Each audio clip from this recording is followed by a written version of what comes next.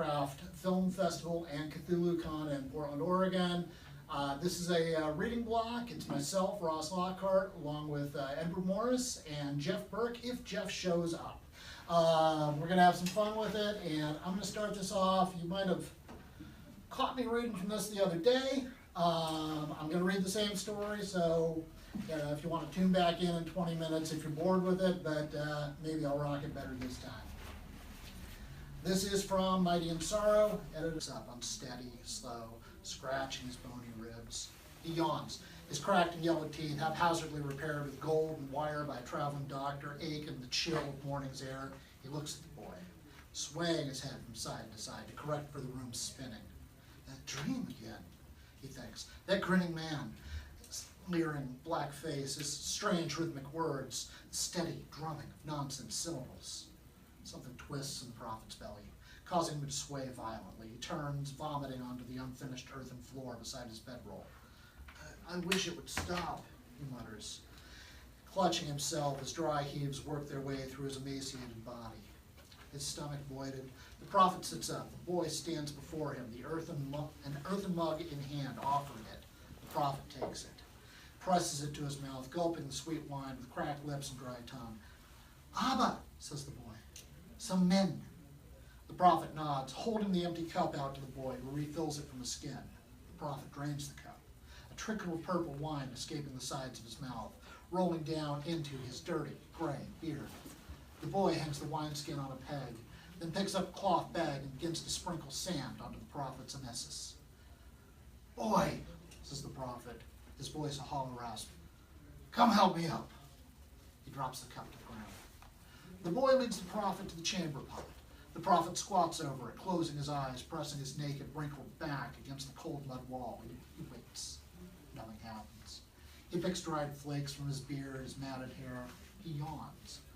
Boy, he calls eventually, help me up. The boy takes the prophet's hands, pulling him to his feet. My robe, the prophet says. My staff. The boy releases the prophet's hands, leaving him swaying as he gathers up the garments from the floor. He holds them at arm's length, shaking them free of vermin, and offers them to the prophet.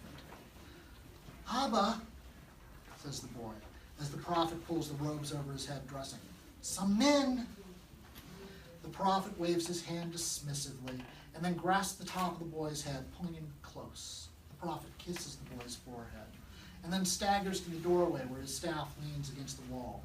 He clumsily shoves the coarse wooden door ajar, then stands, blinking in the doorway, blinded momentarily by the harsh morning sun. The prophet's eyes adjust, revealing 3 men silhouetted where they stand on the nearby bluff, perhaps 24 paces away.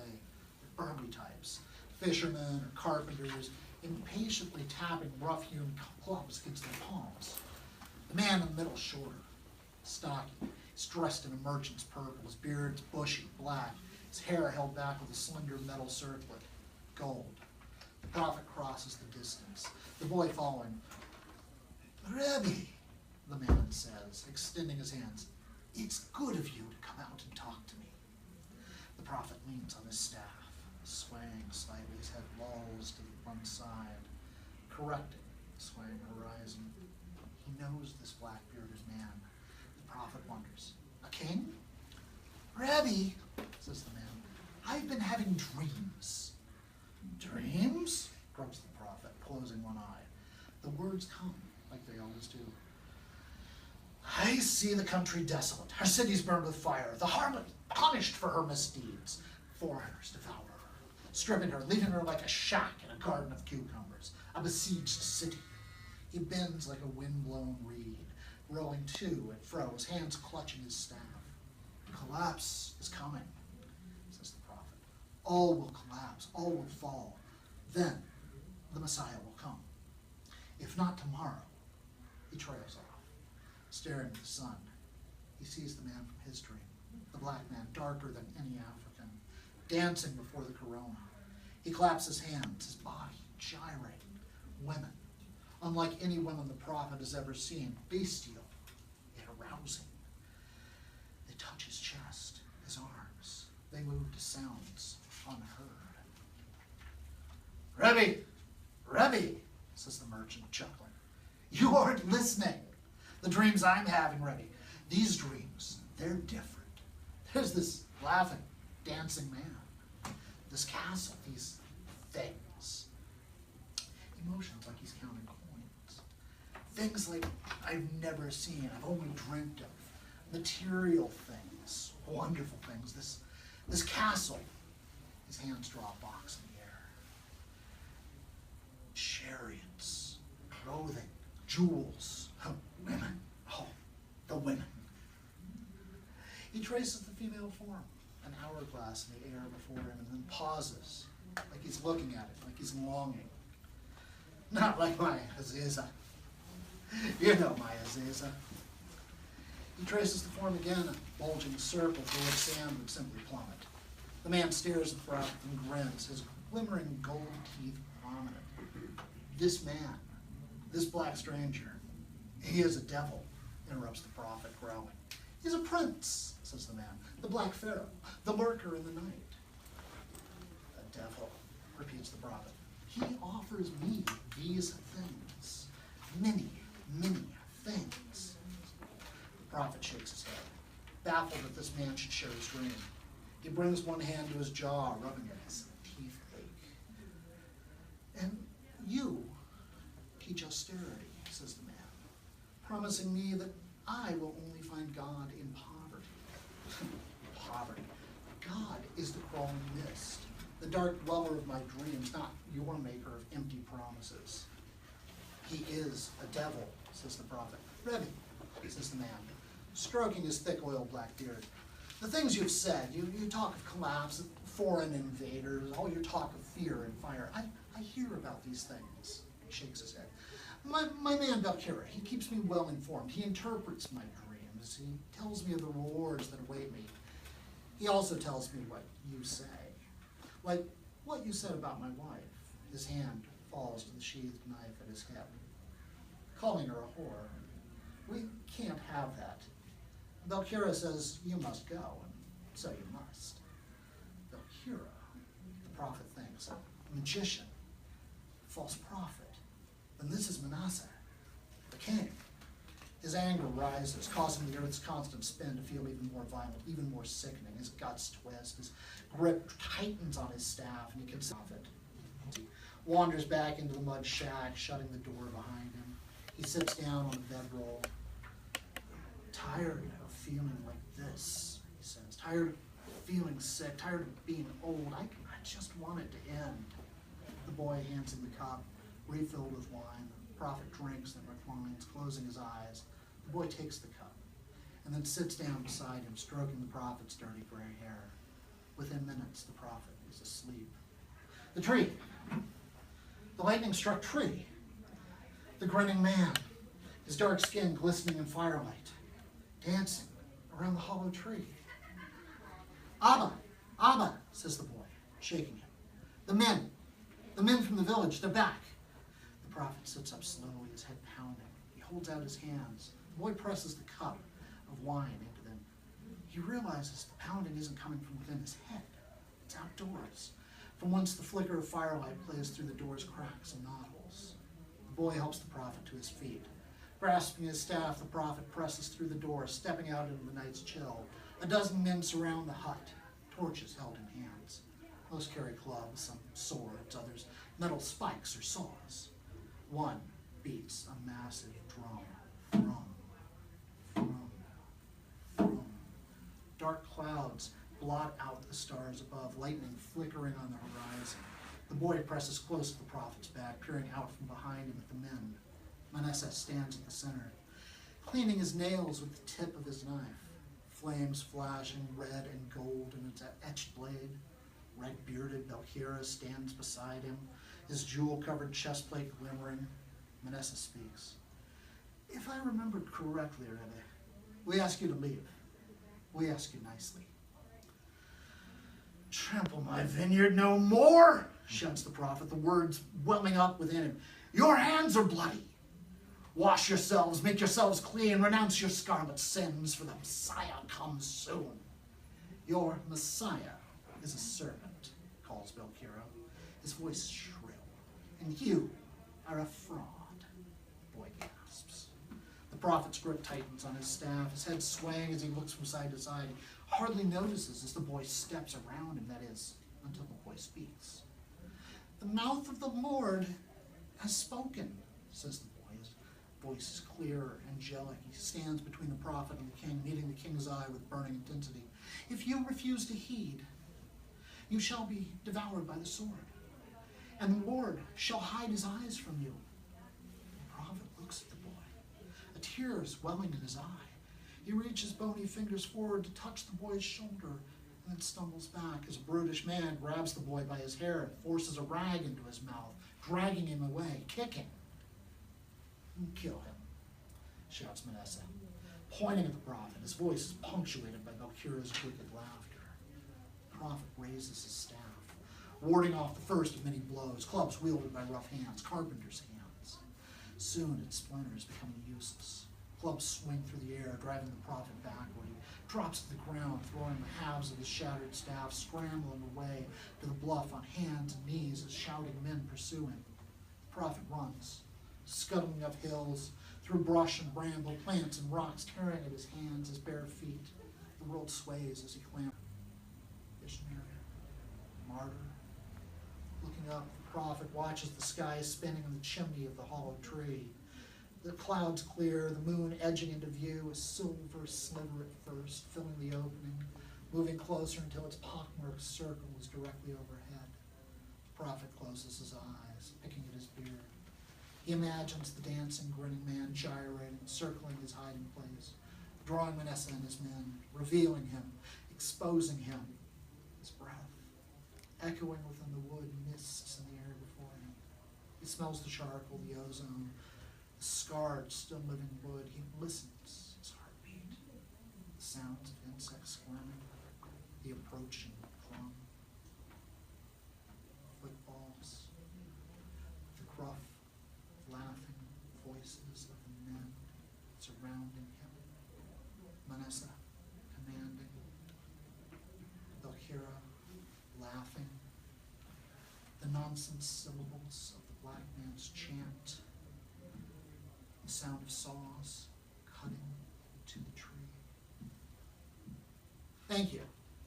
Nice. Ed Morris is up next, and he'll tell you what he's reading, and here we go. Ed, take it away. It's not the one I picked, but this is in Return of the Old Ones from Dark Regions books, and it's fairly self-explanatory for those of you who know the mythos. It was from a nightmare I had when I was 11. It's called The Last Night on Earth. Look, in the sky, a hushed whisper meaning not to, an awful twisting of the gorge perpendicular to the head. Fungi the size of a man with moist, wet wings, their every mandible cold and pitiless as the grave, making landfall on the cobblestones of Allegheny Street, on the town diamond, on the courthouse lawn, on the horizon. Pop, pop, pop. Not fireflies, not perseids, not aerial phenomena, not bedbugs. Too big, but like that, moving like that. One mind, one chewing, crawling space invader mind that always needs batteries, hungry, more batteries, more.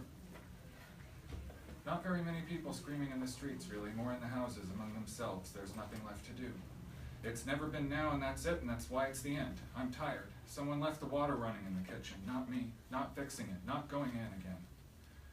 Even before I woke up, the starlit stream of hours through the sky grew progressively red and my room grew way too hot.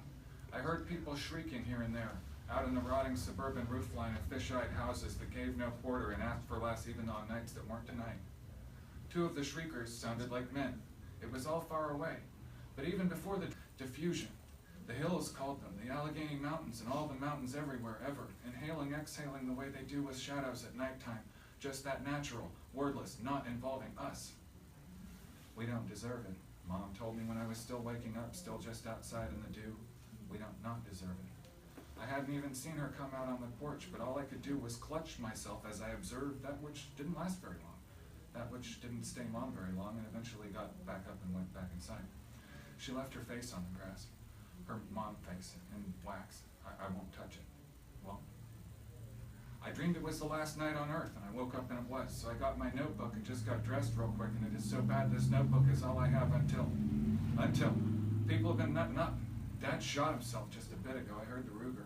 I'm still scared to go back in the house or he'll get up and bitch me out. There's weirder stuff happening. Humor me. It wasn't a big movie-type dream. I remember gray storm clouds opening up on the stars, the words, the simple words, this is the last night on earth, last night.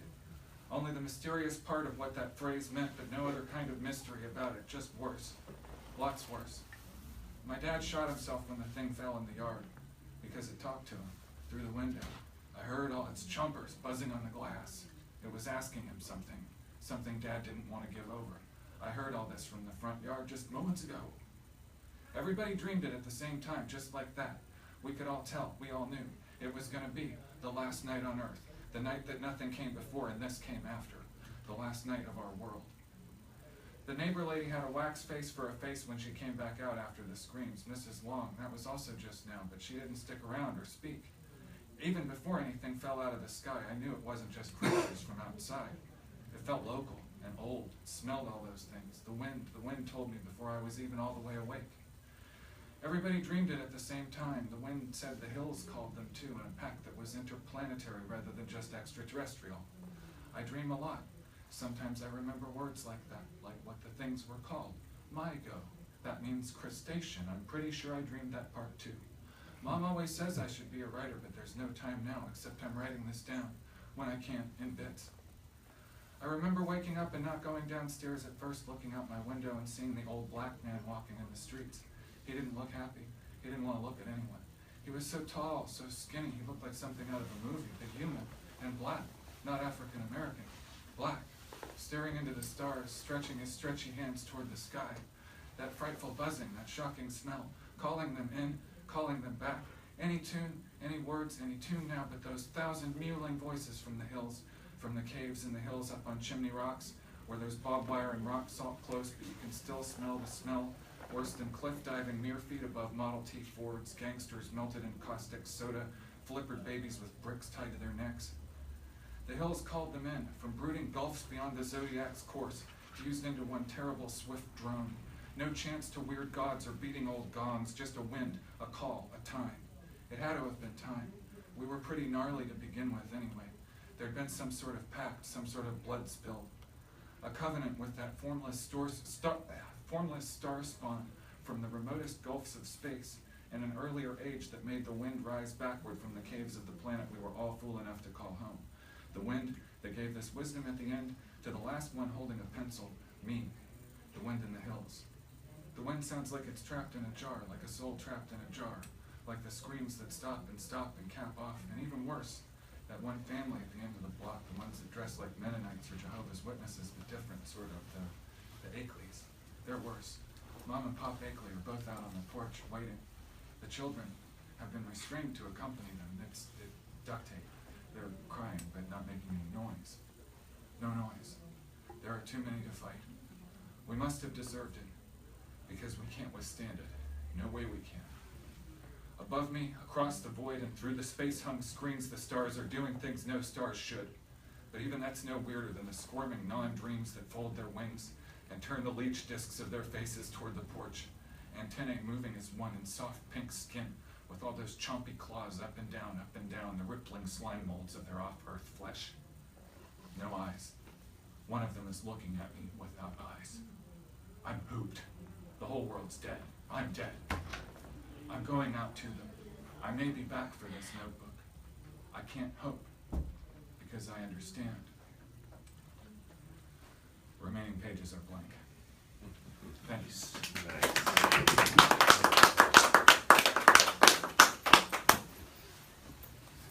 Ladies and gentlemen, Jeff Burk. Hey, I'm Jeff Burk. I just want to start things off by saying how disappointed I am in all of you. Right now, the presidential debates are happening. This is a pivotal time for America, and here, you all are fucking sitting here watching me. Now, I see that we're broadcasting this via Facebook, and fun fact, it's actually a little bit behind. Oh look, there I am, just walking up right now. Which means that there's people at home who have access to the internet. They're choosing to watch me instead of the debates. You are what's wrong with democracy. Now, I really wasn't even intending to do a reading this weekend, but the organizers put me here, so you're going to be forced to endure some stupidity. Now, I could read something I wrote, but I'm not going to do that. I don't really have like anything for sale, like you can find my stuff online, so I'm like, it doesn't really push any agenda. Now, does everyone know what creepypasta is? Yes. Now, just in case if anyone doesn't, it's short horror stories, normally written anonymously, that are distributed online. The name creepypasta comes from copy and paste, and not getting mangled and being typed out, turning into creepypasta. But there was also what I prefer, crappy pasta, which, if you don't know what that is, you're about to find out here soon. I have 3 short selections for you. Let's start it off with Day of All the Bloods. Now, this actual story is written in all caps, so I think I'm supposed to scream it all at you, but I'm not going to do that. But you know it's really good if it's all in caps. They were fucking excited. This is the story of a day where there was all this blood. A man was walking around and blood started coming out of him everywhere. There was so much blood that it filled up an elevator. He went to the store and there was just blood all over the place. People were slipping in it and they were all grossed out. He tried to go swimming and all the sharks went nuts and started biting everybody because there was so much blood. He got chased by vampires all the time. One time, the blood got on a kid and on a dog. At the end of the day, everyone decided that they would send him to space so that he would stop getting blood everywhere. The scariest part, that man was you, or a lady if you, or the lady was you if you were a lady, and you forgot that this happened.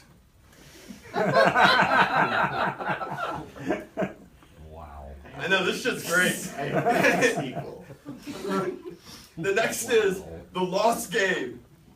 One time I bought a game. It was called Game. I played it and there was static. Nothing but static. So I burned it because it was haunted. But that night, I saw static staring at me menacingly through my window. I am now one with the static.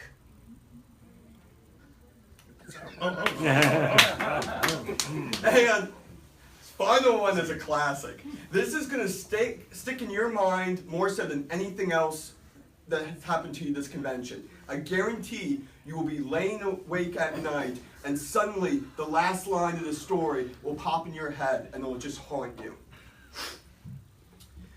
So you're with your honey and you're making out when your phone rings. You answer it and the voice says, "What are you doing with my daughter?"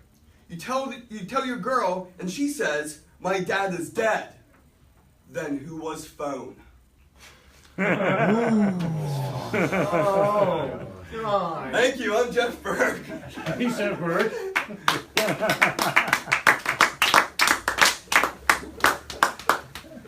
Thanks for tuning in, everybody. I'm going to go ahead and stop the video because that's all we got for you tonight. But thank you for coming. And yes, I'm talking from the back of the room because people are watching an empty podium. You can do that with the debates. Do you need like shadow puppets?